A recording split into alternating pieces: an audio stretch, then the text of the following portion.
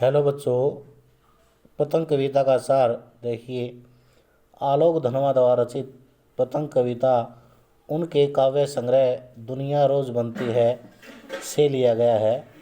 इस कविता में कवि ने बाल सुलभ इच्छाओं एवं उमंगों का सुंदर एवं मनोहारी चित्रण किया है। कवि ने बच्चों की क्रियाकलापों तथा प्रकृति में आए परिवर्तनों को सुंदर बिंबों के माध्यम से संजोया है। पतंग बच्चों की उमंग और रंग बिरंगा सपना होता है जो वे उसके अंदर खो जाते हैं। आकाश में उड़ती हुई पतंगों की ऊंचाई जिसको बच्चे छूना चाहते हैं।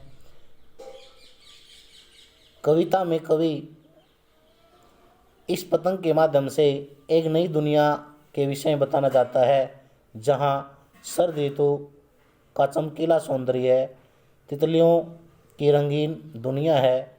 दिशाओं में चारों तरफ नगाड़े बजते हुए दिखाई देते हैं। छतों के खतरनाक कोने से गिरने का भय नहीं होता बच्चों को, और बच्चे ऐसे प्रतीत होते हैं कि मानो वे पृथ्वी के नज़दीक आ गए हैं। उनको पतंग उड़ाने का, ऊंचाई तक पहुंचने का उनके अंदर हौसला होता है। सबसे तेज बौछारों के समय का अंधेरा व्यतीत हो गया है, अर्थात जो शरद ऋतु है उसका आगमन हो चुका है।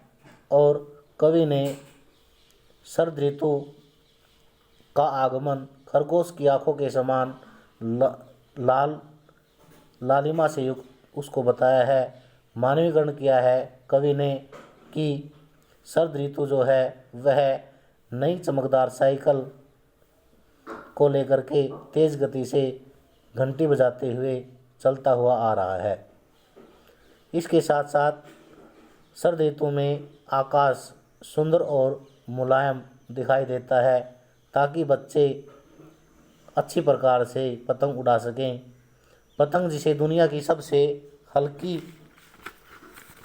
हल्की और मुलायम वस्तु माना है,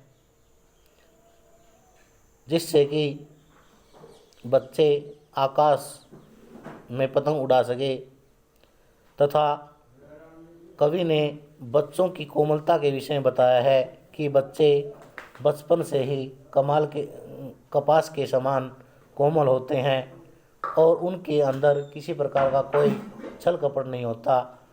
पर पृथ्वी भी उनके बेचैन पाँवों के साथ घूमने लगती हैं। बच्चे पतंग उड़ाते समय इतने बेसुध हो जाते हैं कि उन्हें छतों से भी गिरने का कोई भय नहीं लगता। इस कविता में कवि ने इसी बात को बताया है कि बच्चे पतंग उड़ाते समय किस प्रकार से पतंग उड़ाने के प्रति इतने मगन हो जाते हैं कि वे तेज़ी के साथ दौड़ते हैं। छतों से गिरने का उनके अंदर कोई किसी प्रकार का भय नहीं होता और वे उनको उत्साह के साथ पतंग उड़ाने में लगे रहते हैं। इसी बात को कवि ने इस कविता के माध्यम से बताया है।